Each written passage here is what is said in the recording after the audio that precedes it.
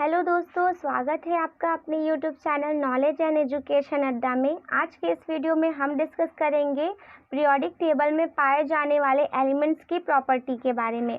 दोस्तों, हमने इसके प्रीवियस वीडियो में देखा कि हमारा जो पीरियोडिक टेबल है उसमें कोई भी एलिमेंट है तो उसमें वो एलिमेंट उस पीरियोडिक टेबल में कहाँ पर प्रेजेंट है, किस रो में है, किस कॉलम में है, तो और उसकी प्रॉपर्टी क्या है, ये सब हमने बहुत ही अच्छे से इसके जस्ट प्रीवियस वाले वीडियो में डिस्कस किया है।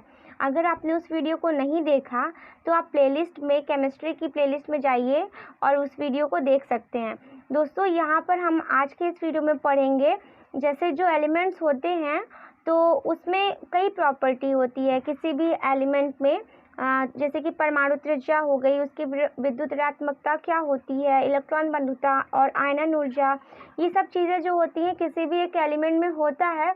और साथ ही उनके इस गुण के आधार पर हम उसमें ये पता कर सकते हैं कि अगर वो एलिमेंट हमारा बाएं से दाएं जा रहा है तो उसमें ये प्रॉपर्टी घट रही है कि बढ़ रही है, और ऊपर से नीचे आ रहा है तो ये घट रही है कि बढ़ रही है। तो आज के इस वीडियो में हम इन्हीं सब चीज़ों के बारे में डिस्कस करेंगे। दोस्तों, उसके पहले मैं आपको यहाँ पर एक समरी के थ्रू दिखाना चाहती हूँ। जैसे आप देख रहे हैं आवर्त सारणी में तत्वों की आवर्त प्रवृत्ति, आप देख रहे हैं यहाँ पे सबसे पहले आप देख सकते हैं यहाँ पे क्या है हमारा इलेक्ट्रॉन लब्धि एंथैल्पी, जिसे हम कहते हैं इलेक्ट्रॉन बंधुता। फिर यहाँ पर आप देख रहे हैं इलेक्ट्रॉन बंधुता क्या है। सबसे पहले तो आप ये समझिए कि ये हमारा क्या है, ये हमारा लेफ्ट है एंड इधर जो होता है हमारा राइट है। ये हमारा लेफ्ट टू राइट होगा और ये हमारा क्या है ऊपर है और ये नीचे है। तो ये हमारा जो है ऊपर से नीचे आने का यहाँ पर आपको एरो दिख रहा है। तो पहले तो आप इसे समझिए। फिर आप यहाँ देख रहे हैं कि इलेक्ट्रॉन बंधुता बाएं से दाएं जाने पर क्या होती है, बढ़ती है। जो जिधर एरो है उसका मतलब कि वो इंक्रीज कर रहा है। आयनन ऊर्जा बाएं से दाएं जाने पर भी बढ़ती है। धात्विक गुण क्या होता है, यहाँ पर आपको तिरछा एरो दिख रहा है। तो धात्विक और आधात्विक गुण, तो आधात्विक गुण में क्या होता है, सबसे पहले ये देखिए कि नीचे से ऊपर जब जा रहा है तो बढ़ता है, और साथ ही क्या होता है कि जब बाएं से दाएं जाता है तो भी आधात्विक गुण बढ़ता है। और धात्विक गुण इसका जस्ट अपोजिट होता है कि अगर ऊपर से नीचे आता है तो बढ़ता है, और साथ ही नीचे से और दाएं से बाएं आता है तो भी बढ़ता है। और परमाणु त्रिज्या क्या होती है दोस्तों, वो भी इसका अपोजिट है। परमाणु त्रिज्या देख सकते हैं आप यहाँ पे कि ऊपर से नीचे आने पर क्या होती है, परमाणु त्रिज्या हमारी बढ़ती है और विद्युत ऋणात्मकता घटती है। और यहाँ पर आप देखें परमाणु त्रिज्या बाएं से दाएं जाने पर क्या होती है, घटती है। उल्टा एरो है और दाएं से बाएं कहिए तो यहाँ पर बढ़ती है। तो यहाँ पर आपको थोड़ा सा कुछ मतलब कि ये एक ओवरव्यू है। अभी मैं डिटेल से समझाऊंगी तो समझ में आ जाएगा कि कब ये घटेगा कब ये बढ़ेगा। तो चलिए हम वीडियो को डिटेल से डिस्कशन करते हैं। तो सबसे पहले यहाँ पर आप देख रहे हैं कि तत्वों का आवर्ती गुण यानी पीरियोडिक प्रॉपर्टी ऑफ एलिमेंट। दोस्तों, यहाँ पर आपको दिखाया गया है कि हमारी जो परमाणु त्रिज्या होती है वो क्या होता है, एटॉमिक रेडियस। तो किसी परमाणु के नाभिक के केंद्र तथा उसके बाह्यतम इलेक्ट्रॉन के बीच की दूरी को तत्व की परमाणु त्रिज्या कहते हैं। तो यानी कि उसके सेंटर से लेकर के सबसे आउटर मोस्ट सेल में जो इलेक्ट्रॉन प्रेजेंट है उनके बीच की दूरी। दोस्तों, यहाँ पर क्या होता है कि जो एटम होते हैं उसमें इलेक्ट्रॉन जो है वो विभिन्न कक्षकों में पाए जाते हैं, लेकिन इनकी कोई शार्प बाउंड्री नहीं होती है, यानी कोई फिक्स्ड बाउंड्री नहीं है कि हाँ यहीं पर इलेक्ट्रॉन प्रेजेंट है। जैसा कि मैंने आपको कक्षक में भी बताया था कि ऑर्बिट्स में क्या होते हैं दोस्तों, वहाँ पे इलेक्ट्रॉन्स की कोई फिक्स्ड बाउंड्री नहीं होती है, कोई फिक्स्ड पोजीशन नहीं होता है, लेकिन क्या होता है एक संभवतः एक क्षेत्र बना जाता है कि हाँ उतने में इलेक्ट्रॉन हमारा प्रेजेंट है। तो एक शार्प बाउंड्री नहीं होती तथा परमाणु को अकेला अलग करने पर उसकी त्रिज्या प्रभावित होती है। यानी कि अगर हम मान लीजिए कि एटम को अलग कर रहे हैं तो उसकी जो रेडियस होगी वो इफेक्टेड होगी। अतः परमाणुओं की त्रिज्या परिभाषित करने के लिए उनके यौगिकों के गुणों का प्रयोग किया जाता है। जैसे सबसे पहले यहाँ पर आप देख रहे हैं हमारा सबसे पहला क्या यूज़ किया गया है, सहसंयोजक त्रिज्या। तो सहसंयोजक त्रिज्या यानी कोवेलेंट रेडियस क्या होता है कि सहसंयोजक बंध से जुड़े दो परमाणुओं के अंतर नाभिकीय दूरी का आधा उनकी सहसंयोजक त्रिज्या कहलाती है। जैसे यहाँ आप देख रहे हैं जो हमारे दो एटम हैं, यहाँ पर आप देख रहे हैं एक एटम ये और एक एटम इनके जो ये दोनों एटम के जो बीच का रेडियस है उसको सेंटर को कॉमन करके बीच में क्या कर देते हैं, एक हमारा डायमीटर बनाते हैं और फिर उसका हाफ करेंगे तो क्या बनेगा, रेडियस बन जाएगा। तो r = d/2 करेंगे तो यहाँ से हमारी क्या बन जाएगी, सहसंयोजक त्रिज्या बन जाएगी। फिर यहाँ पर देखते हैं हम वंडर वाल त्रिज्या क्या होती है, यानी वंडर वाल रेडियस। तो किसी यौगिक के दो निकटतम अणुओं के दो निकटतम परमाणुओं के नाभिकों के बीच की दूरी का आधा उनकी वंडर वाल त्रिज्या कहलाती है। यहाँ पर आप देखे थे कि सहसंयोजक त्रिज्या में क्या था कि दोनों हमारे जो थे वो एटम्स थे। यहाँ पर क्या है कि दोनों एटम्स ना होकर दो मॉलिक्यूल्स हैं और उनके जो जैसे मॉलिक्यूल्स एटम से मिलके बने हैं तो मॉलिक्यूल्स के जो एटम होते हैं उनके बीच की जो दूरी होती है उनका आधा ही वंडर वाल रेडियस कहलाता है। तो यहाँ से आपने दो रेडियस को देखा। फिर हम देखते हैं यहाँ पर आयनिक रेडियस क्या होता है। तो आयनिक रेडियस क्या है कि किसी त्रिज्या के या किसी आयन के नाभिक के केंद्र से उस अधिकतम क्षेत्र की दूरी जहाँ तक वह दूसरे आवेशों पर आकर्षण अथवा प्रतिकर्षण बल लगाता है उस आयन की आयनिक त्रिज्या कहलाती है। बहुत इजी है। आयनिक त्रिज्या यही है कि जैसे मान लीजिए कि हमारा कोई भी आयन है उसके जो हमारा मान लीजिए ये आयन है, ठीक, मान लीजिए सोडियम Na+, ठीक है, आयन है। इसका जो सेंटर होगा, जो नाभिक होगा, वो कहाँ तक आकर्षण या प्रतिकर्षण बल लगा पा रहा है, जैसे कि जो उनका अट्रैक्टिव और रिपल्सिव फोर्स है वो कहाँ तक लगेगा, वही उसकी क्या होगी, आयनिक त्रिज्या होगी। जैसे चुंबक में होता है मैग्नेट्स में, वैसे यहाँ पर भी। अब इसमें क्या है, ये दो टाइप के आयन्स होते हैं, आपको पता है, पॉजिटिव और निगेटिव। तो इसको थोड़ा सा हम समझेंगे। क्या होता है, सबसे पहला कि किसी धन आयन की आयनिक त्रिज्या उसके परमाणु त्रिज्या से छोटी होती है। जैसे यहाँ पर धन आयन हमारा ये लिया गया सोडियम Na+, ठीक, और यहाँ पर हमारा सिंपल सोडियम है, यहाँ ये वाला सोडियम आयन है एंड ये वाला सिंपल सोडियम है। तो ये सिंपल जो सोडियम है ना, इसकी त्रिज्या क्या होगी, ज़्यादा होगी comparison to sodium ion Na+ की। तो जैसे यहाँ पर क्या है कि यहाँ पर प्रोटॉन तो आप देख रहे हैं कि दोनों में 11 है, इलेक्ट्रॉन यहाँ पे क्या है, इसमें 11 है बट इस वाले में 10 होगा। तो यहाँ पर विन्यास करेंगे तो 281 आएगा और इसका करेंगे तो 282 आएगा, तो 2,8 आएगा। तो प्रति इलेक्ट्रॉन का नाभिक का अधिक आकर्षण होता है, अतः इसका आकार क्या होगा, कम होगा। तो क्योंकि यहाँ पर क्या है, इलेक्ट्रॉन की संख्या ही कम हो गई, इस वजह से इनका आकर्षण बल कम हो जाएगा, जिनकी वजह से ये जो Na+ है वो कम उनका रेडियस होगा और Na का ज़्यादा होगा। लेकिन इसका जस्ट अपोजिट होता है जब वो हमारा निगेटिव हो जाता है। निगेटिव में क्या हो जाता है कि इसकी त्रिज्या बढ़ जाती है और इसकी घट जाती है, जो हमारा सिंपल एटम हमारा प्रेजेंट होता है। तो किसी तत्व की परमाणु त्रिज्या उसके ऋणायन से सदैव छोटी होती है। सिंपली बस समझिए कि अगर पॉजिटिव होगा तो वो छोटी होगी, अगर निगेटिव होगा तो निगेटिव वाला बड़ा होगा, उसकी जो आयनिक त्रिज्या होगी वो बड़ी होगी। क्यों होता है, क्योंकि प्रति इलेक्ट्रॉन नाभिक का आकर्षण बल कम होगा, इसीलिए उसका आकार भी क्या होगा, बढ़ जाएगा। अब यहाँ पर एक थोड़ा सा कॉमन क्वेश्चन है, अक्सर इम्पॉर्टेंट है, ये पूछा जाता है कि सम इलेक्ट्रॉन आयनों में तत्वों के परमाणु क्रमांक में वृद्धि के साथ उनकी त्रिज्याएं घटती हैं। जैसे अभी आपने देखा कि पॉजिटिव और नेगेटिव अगर अलग अलग हैं तो उनके बीच में कंपैरिजन करेंगे तो पॉजिटिव वाले की जो होगी वो कम त्रिज्या रहेगी और नेगेटिव वाले की ज़्यादा।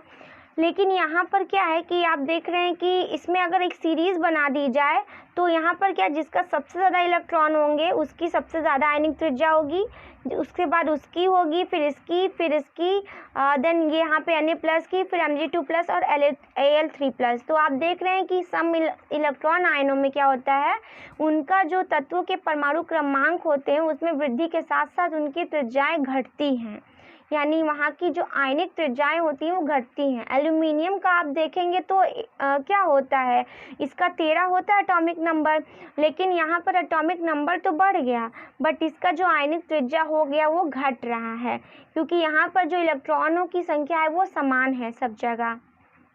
अब हम यहाँ पे देखेंगे परमाणु परिवर्तन।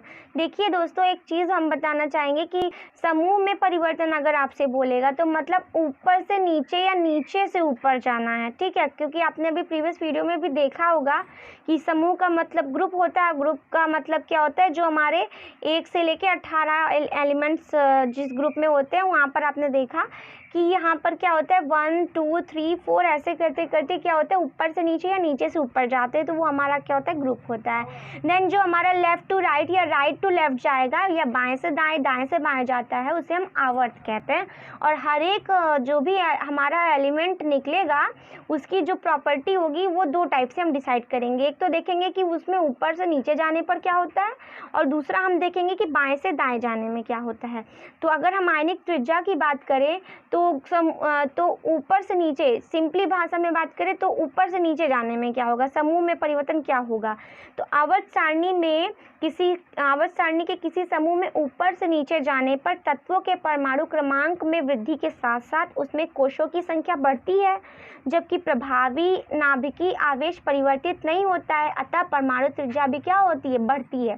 सिंपल है कि अगर हमारा एटम जो है वो जैसे जैसे नीचे जाएगा, आप क्या होगा उसमें जो सेल्स होगी उसकी संख्या क्या होगी, बढ़ती जाएगी, जिसकी वजह से उसका रेडियस भी क्या होगा, बढ़ते ही चला जाएगा। क्योंकि जैसे आप देखेंगे ये हमारा उसका नाभिक है, ये first shell, second shell, third shell, और जैसे जैसे सेल्स बढ़ते जाएंगे तो नाभिक का रेडियस भी तो बढ़ता जाएगा, एटम का रेडियस भी तो बढ़ता जाएगा। तो ऐसा ही होता है यहाँ पे। लेकिन आवर्त में क्या परिवर्तन होते हैं कि आवर्त सारणी के आवर्त में बाएं से दाएं चलने पर तत्वों के परमाणु क्रमांक में वृद्धि के साथ कोशों की संख्याओं में कोई परिवर्तन नहीं होता, जबकि प्रभावी नाभिकीय आवेश बढ़ता है। सिंपल कहें तो इनका परमाणु त्रिज्या घटता है। लेकिन यहाँ पर आपको एक अपवाद मिलेगा, क्योंकि केमिस्ट्री अपवादों से भरी हुई है। तो यहाँ पर आपको एक एक्सेप्शन मिलेगा, क्या कि अक्की गैसों की जो परमाणु त्रिज्याएं होती हैं वो अपने आवर्त के हैलोजन की त्रिज्याओं से अधिक होती हैं। यहाँ पर थोड़ा सा अपोजिट है, यानी यहाँ पर जो त्रिज्या होगी हमारे इनर्ट गैसेस की, वहाँ पर क्या होगा कि उसकी ज़्यादा होगी आयनिक त्रिज्या। अब हम बात करते हैं दोस्तों यहाँ पर आयनन विभव की। तो चलिए आयनन विभव क्या होता है वो देखते हैं। आयनाइजेशन पोटेंशियल, तो किसी तत्व के एक गैसीय विलगित परमाणु यानी कि एक अकेला परमाणु जो है उसका सबसे बाह्यतम कोश का इलेक्ट्रॉन निकालने के लिए आवश्यक ऊर्जा तत्व का आयनन विभव कहलाता है। सिंपली अगर हम कहें तो आयनन विभव होता है किसी भी एटम से इलेक्ट्रॉन को बाहर निकालना। ठीक है दोस्तों, तो इलेक्ट्रॉन को जो बाहर निकाला गया है किसी भी एटम से, वही उसका क्या है, आयनाइजेशन पोटेंशियल होता है। फॉर एग्जांपल मान लीजिए ये हमारा एटम है, ठीक, उसमें से क्या किया, एक इलेक्ट्रॉन यहाँ पे निकल गया। तो आपको पता है एक निकला है तो एक पॉजिटिव चार्ज आ गया इस वाले एटम के ऊपर। तो ये हमारा जो एटम है यहाँ पर गैसीय विलगित निकाय, यानी कि कोई गैसीय एलिमेंट होना चाहिए और वो अकेला उसमें से एक इलेक्ट्रॉन निकल रहा है। तो यहाँ पर क्या होगा, पॉजिटिव चार्ज आएगा और ये जो विभव बनेगा यहाँ पर कौन सा, आयनन विभव बनेगा। लेकिन आयनन विभव का एक क्रमागत आयनन विभव एक नियम भी है कि किसी परमाणु से एक एक करके कई इलेक्ट्रॉन निकालने के लिए आवश्यक ऊर्जा को उनका क्रमागत आयनन विभव कहते हैं, जो पहले से अधिक होता है। जैसे कहने का मतलब कि अगर एक इलेक्ट्रॉन निकले हैं तो सिंपली आयनन विभव, लेकिन अगर एक से ज़्यादा निकल रहे हैं, मान लीजिए एक निकल रहा है, देखिए यहाँ पर I1P यानी कि ionization potential 1, ionization potential 2 and ionization potential 3। तो ये एक के बाद एक बढ़ते जा रहे हैं। तो जैसे जैसे बढ़ते जा रहे हैं इनका क्या होगा, इनका आयनाइजेशन पोटेंशियल भी बढ़ता जाएगा। और आवर्त सारणी में इनकी क्या पोजीशन होगी, हम ये देखते हैं कि अगर हम आवर्त सारणी में आवर्त की बात करें, आवर्त का मतलब आप सिंपली समझ रहे होंगे बाएं से दाएं जाना। तो अगर हम आवर्त सारणी में किसी आवर्त के बाएं से दाएं ओर चलने पर तत्वों के परमाणु क्रमांक बढ़ने के साथ साथ उनकी त्रिज्याएं क्या होती है, घटती हैं तथा प्रभावी नाभिकीय आवेश बढ़ता है, फलस्वरूप आयनन विभव का मान भी बढ़ता है।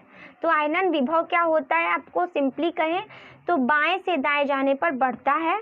और समूह में क्या चेंजेस होता है, यानी ऊपर से नीचे जाने पर आयनन विभव क्या होता है कि ऊपर से नीचे चलने पर तत्वों का परमाणु क्रमांक बढ़ने के साथ उनकी परमाणु त्रिज्या बढ़ती है तथा प्रभावी नाभिकीय आवेश भी बढ़ता है, फलस्वरूप आयन भी घटता है।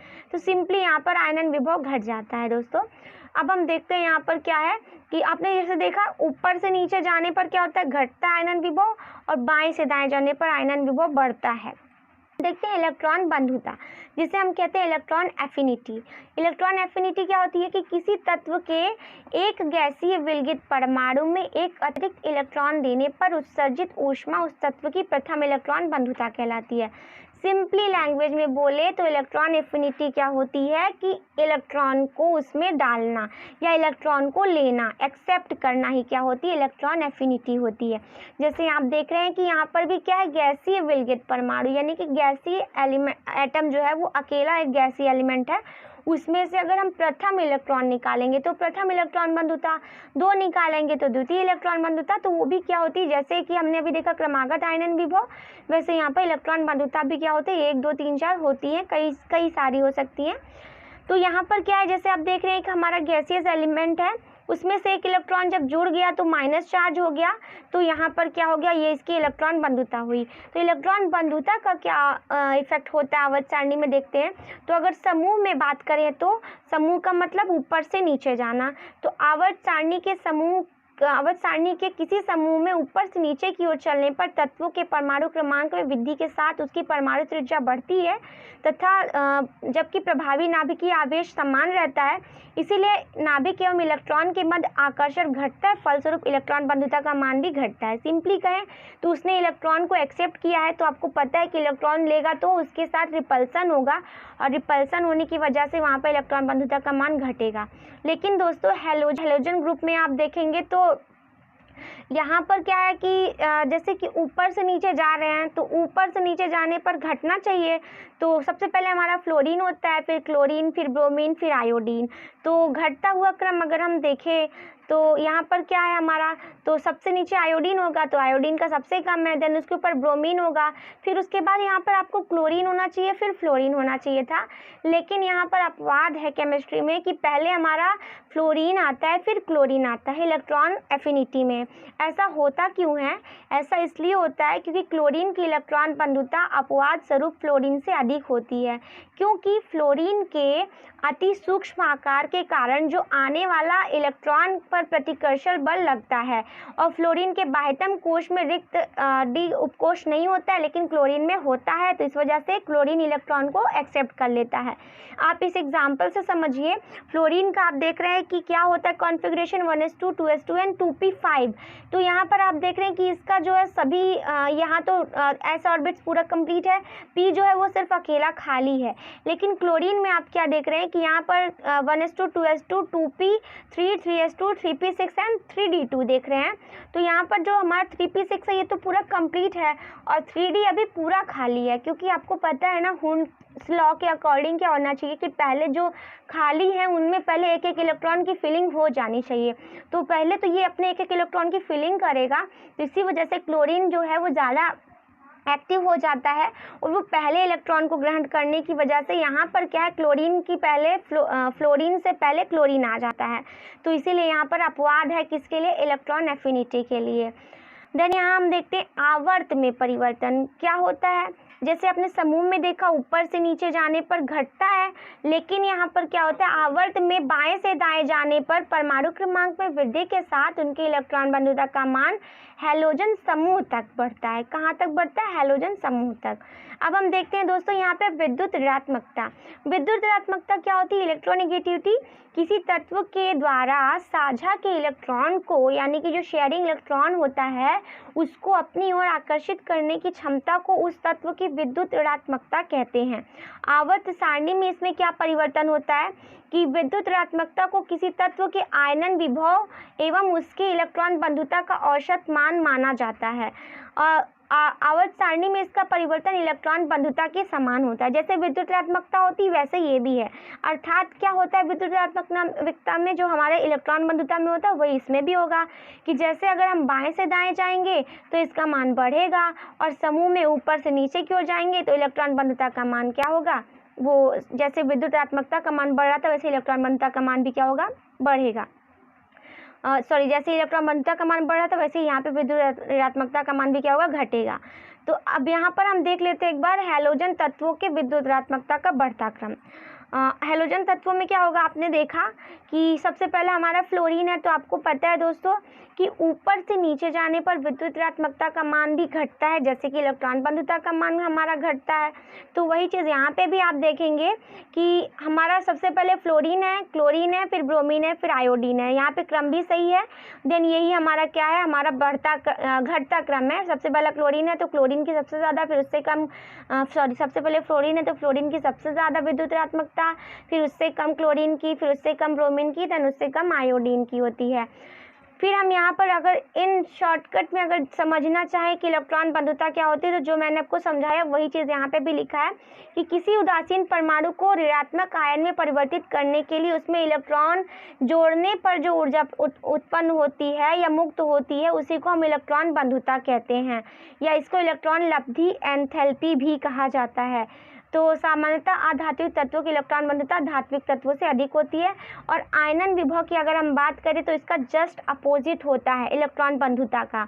इसमें क्या होता है कि आयनन विभव जो है उदासीन परमाणु से एक इलेक्ट्रॉन निकालने के लिए आवश्यक ऊर्जा की मात्रा को आयनन विभव या आयनन ऊर्जा कहते हैं। यहाँ पर क्या था कि यहाँ पर इलेक्ट्रॉन को ग्रहण करना था और यहाँ पर इलेक्ट्रॉन को क्या करना था, निकालना था। तो इस तरह से आपने देखा कि इसमें क्या होता है, जोड़ना है और इसमें घटाना है, मतलब निकालना है। और विद्युत ऋणात्मकता क्या होती है, वो भी हमारे इलेक्ट्रॉन बंधुता की जैसी प्रॉपर्टी होती है। इसमें बस डेफिनेशन क्या चेंज है कि इसमें जो शेयरिंग का इलेक्ट्रॉन होता है ना, वो किसी मतलब कि एक परमाणु की ओर क्या होता है, आकर्षित होता है, और जिसकी ओर आकर्षित होने की प्रवृत्ति होती है वही उसके ऊपर विद्युत ऋणात्मकता होगी, उसी के ऊपर उच्च विद्युत ऋणात्मकता होगी। जैसे आवर्त सारणी में बाईं से दाईं ओर जाने पर विद्युत ऋणात्मकता में वृद्धि होती है और ऊपर से नीचे जाने पर उस पर कमी होती है। तो सिंपली आप फिर से यहाँ देखिए, समझिए। यहाँ पर आपको एक बार फिर से चार्ट दिखा देती हूँ कि जो हमारा इलेक्ट्रॉन बंधुता है वो क्या होता है दोस्तों, बाएं से दाएं जाने पर क्या होता है, बढ़ता है। ठीक, आयनन ऊर्जा भी बाएं से दाएं जाने पर बढ़ती है। क्या क्या चीज़ें बढ़ती है, पहले वो देखिए। आधात्विक गुण भी बाएं से दाएं जाने पर बढ़ता है और विद्युत ऋणात्मकता भी बाएं से दाएं जाने पर बढ़ता है। आपको एक इंटरेस्टिंग मैं यहाँ पर याद करने का तरीका सिखा देती हूँ। यहाँ पर सिंपली समझिए, विद्युत ऋणात्मकता नीचे से ऊपर जाने पर क्या होती है, बढ़ती है। ठीक, तो विद्युत मतलब लाइट भी क्या होती है, आसमान में ऊपर ही चमकती है ना। तो वैसे ही हम नीचे से जब ऊपर जाएंगे तब भी तो विद्युत ऋणात्मकता ही बढ़ेगी, क्योंकि ऊपर जाने पर क्या होगा, विद्युत चमकेगा, बिजली चमकती है ना। वैसे यहाँ पे भी क्या होगा, विद्युत ऋणात्मकता बढ़ेगी। ऊपर से अगर हम नीचे से ऊपर जा रहे हैं तो बढ़ेगी। ठीक, तो वही चीज़ होगा। और अगर हम क्या कर रहे हैं कि बाएं से दाएं जा रहे हैं, ठीक है, दाएं जा रहे हैं तो भी क्या होगी, बढ़ेगी। और यहाँ पर आप इलेक्ट्रॉन बंधुता और विद्युत ऋणात्मकता इन दोनों को याद कर लीजिए तो समझ में आ जाएगा, दोनों ही बढ़ेगा। आयनन ऊर्जा भी बढ़ता है और धात्विक गुण भी बढ़ता है। घटता क्या है, सिर्फ और सिर्फ धात्विक गुण और परमाणु त्रिज्या ही घटती है हमारी बाएं से दाएं से बाएं जाने पर, ठीक, उल्टा जाने पर। और परमाणु त्रिज्या क्या होती है कि ऊपर से नीचे जाने पर क्या होती है, बढ़ती है। ठीक, तो यहाँ पर क्या है कि थोड़ा ये विद्युत ऋणात्मकता और परमाणु त्रिज्या आपस में अपोजिट होते हैं। ठीक, बढ़ती क्यों है दोस्तों, क्योंकि परमाणु त्रिज्या क्यों बढ़ेगी, क्योंकि सेल्स का साइज बढ़ता जाएगा ना। नाभिक है, ठीक है, वहाँ पर मान लीजिए कम इलेक्ट्रॉन थे तो उसका सेल मान लीजिए एक सेल में ही गया, दूसरा क्या कॉन्फ़िगरेशन किया तो तीसरे सेल चौथे सेल तक में भी इलेक्ट्रॉन कॉन्फ़िगरेशन हो सकता है। तो नाभिक की जो त्रिज्या होगी बढ़ती जाएगी ना, इसलिए परमाणु त्रिज्या भी क्या होगी, बढ़ती ही चली जाती है। तो यहाँ पर आप समझ सकते हैं कि इस तरह से प्रॉपर्टी होती है किसी भी एटम में। दोस्तों एक कुछ और इम्पॉर्टेंट बातें यहाँ पे बताना चाहूँगी कि अभी तक जो कुल ज्ञात तत्व है वो 118 है और 119 जो है उसकी खोज की जा चुकी है। और प्रकृति में हमारा जो प्राप्त तत्व है वो मतलब नेचुरली अगर बात करें तो 94 है, 94। और कृत्रिम विधि से निर्मित तत्व जो है वो 24 है। धातु तत्वों की संख्या 91 है और अधातु की संख्या 20 है और उप धातु की संख्या 7 है। और सबसे ज़्यादा भूपर्पटी में अधिक मात्रा में पाए जाने वाला तत्व हमारा ऑक्सीजन है और सबसे ज़्यादा अधिक मात्रा में पाए जाने वाला धातु तत्व एल्यूमिनियम है। सबसे हल्का तत्व क्या है, हाइड्रोजन है। हाँ से हल्का, हाँ से हाइड्रोजन, ठीक है। तत्व क्या है हमारा, हाइड्रोजन सबसे हल्का तत्व है। सबसे भारी तत्व क्या है? ओस्मियम। ओस जैसे कि आपने सुना होगा ओस की बूंद हल्की होती है, जस्ट यहाँ पे अपोजिट कर लीजिए कि सबसे भारी है। ठीक, तो भारी होती है क्या? हमारी ओस्मियम सबसे भारी क्या है? तत्व होती है। और सबसे हल्की धातु तत्व क्या होती है? लिथियम। तो ये कुछ पॉइंट्स हैं जिसे आप समझ सकते हैं, एग्जाम पॉइंट ऑफ व्यू से भी इम्पॉर्टेंट है। तो दोस्तों ये था हमारा आज का वीडियो। आपको कैसा लगा आप ज़रूर बताइएगा, और हमारे चैनल को लाइक शेयर सब्सक्राइब ज़रूर कीजिए, और साथ ही वीडियो को पूरा देखा करिए। तो दोस्तों आज का वीडियो यहीं समाप्त होता है। Thank you so much for watching.